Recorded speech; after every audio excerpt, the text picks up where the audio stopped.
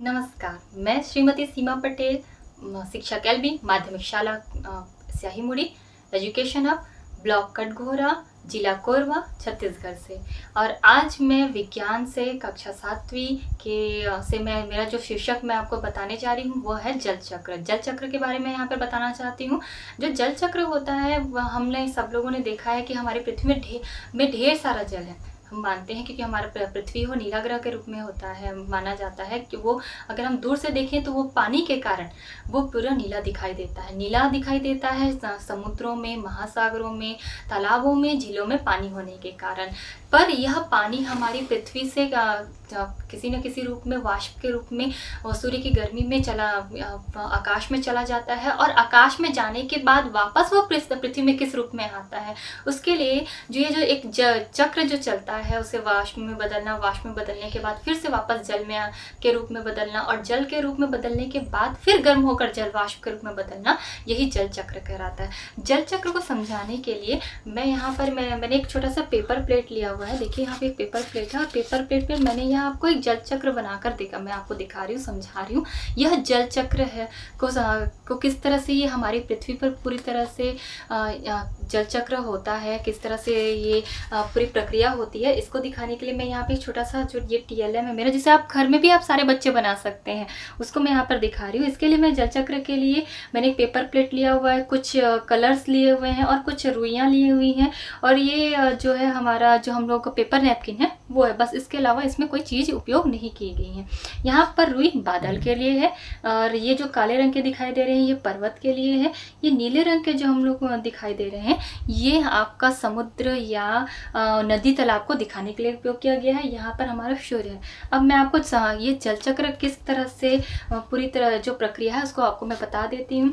हमारा जो सूर्य होता है वो काफ़ी जो गर्म होता है, और उसकी किरणें जो होती है ढेर सारी उष्मा गर्मी उत्पन्न करती हैं। ये किरणें बहुत सारी उष्मा जब गर्मी करती हैं तो हमारे जो जितने भी जल स्रोत होते हैं वहाँ का पानी गर्म होता है, और गर्म होने के कारण वो जलवाष्प में बदल जाता है। जो जलवाष्प होती है वो काफ़ी हल्की होती हैं। आप लोगों ने घर में पानी गर्म होते हुए देखा है, उसमें जो भाप जो होती हैं, वाष्प होती हैं, वो गर्म होने के कारण ऊपर उठ जाती है क्योंकि वो बिल्कुल हल्की होती हैं। हल्की होने के कारण वो ऊपर की तरफ उठती हैं, और ऊपर आकाश की तरफ उठती हैं। जब वो ऊपरी तल में जाती है हमारी पृथ्वी के, तो वो जब वायुमंडल में जाती है ऊपरी तल में, ये ठंडे होने के कारण ठंडी हो जाती हैं, वहाँ पर का जो वातावरण है ठंडा रहता है, तो हमारे जो जलवाष्प हो जाते हैं वो ठंडे हो जाते हैं, और ठंडे होने के कारण वो संघनन की प्रक्रिया होती है। जो वाष्प होता है वो जल की छोटी छोटी बूंदों में बदल जाती है, इसे संघनन कहा जाता है इस प्रक्रिया को।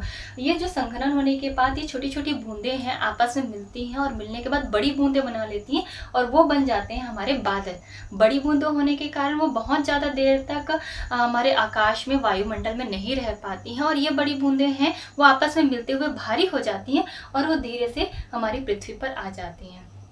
जब वो आती हैं वह पानी के रूप में, ये हमारे विभिन्न जो हमारे जो हमारे जो पृथ्वी पर विभिन्न तरह के जैसे पहाड़ हैं या पठार हैं, इनसे होते हुए बहते हुए फिर से वो हमारे नदियों में, नदियों से बहते हुए फिर से हमारे समुद्र में पहुंच जाती हैं। और फिर से एक बार फिर हमारा जो सूर्य होता है वह पानी के इन स्रोतों को फिर से अपनी गर्मी से गर्म करता है, और गर्म करने पर फिर जलवाष्प बनते हैं। जलवाष्प फिर से संघनन के बाद बादल का निर्माण करते हैं, जहाँ बारिश होती है ठंडा होने के बाद, और फिर से ये पूरा चक्र बार बार होता रहता है। इस तरह से हमारी पृथ्वी से जल है वो जलवाष्प के रूप में, और संघनन होकर फिर से जल के रूप में बदलते रहते हैं। इस पूरी प्रक्रिया को हम जल चक्र के नाम से जानते हैं। मैं आशा करती हूँ कि आपको ये समझ में आ गया होगा। आपके लिए एक छोटा सा मैं और जल चक्र समझाने के लिए एक और छोटा सा TLM दिखाना चाहती हूँ, छोटा सा, जो आप लोग अपने स्कूल में बना सकते हैं प्रोजेक्ट के रूप में।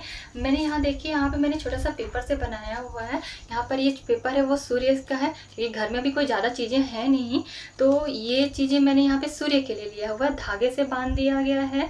और यह हमारा है जो बादल है वो रुई से बना हुआ है, और नीचे पेपर से, यहाँ पर देखिए यहाँ पर जो पेपर है वो अलग अलग एरो बने हुए हैं। वहाँ पे कुछ एरो ऊपर की ओर है, जबकि पीछे का जो एरो है वो नीचे की तरफ जा रहा है। जो नीचे वाला जो हिस्सा है, वो जो नीले कलर का हिस्सा है, वह हमारा जल का या जो वाटर सोर्सेस होते हैं, जल के स्रोत हैं, चाहे उसे आप समुद्र मान लीजिए या उसे आप तालाब मान लीजिए, नदी मान लीजिए, उसके लिए है। तो जब सूर्य की किरणें पड़ती हैं हमारे वाटर सोर्सेस पर, हमारे जल के स्रोतों पर, वो गर्म हो जाती हैं और गर्म होने के बाद वह जलवाष्प बनकर ऊपर आती हैं। ऊपर आने पर वो बन जाती हैं बादल, जो कि यहाँ पे रुई के तरह हमें दिखा रही है। और उन बादलों को जब वो ठंडा हो जाती है, संघनन की प्रक्रिया हो जाती है, वो छोटे छोटे जो जलवाष्प होते हैं वो पानी की बूंदें लेती हैं, जो बड़ी हो जाती हैं और आपस में मिलकर, और फिर से वापस मिलने के बाद, वह भारी होने के बाद फिर से वापस वो जल की बूंदों के रूप में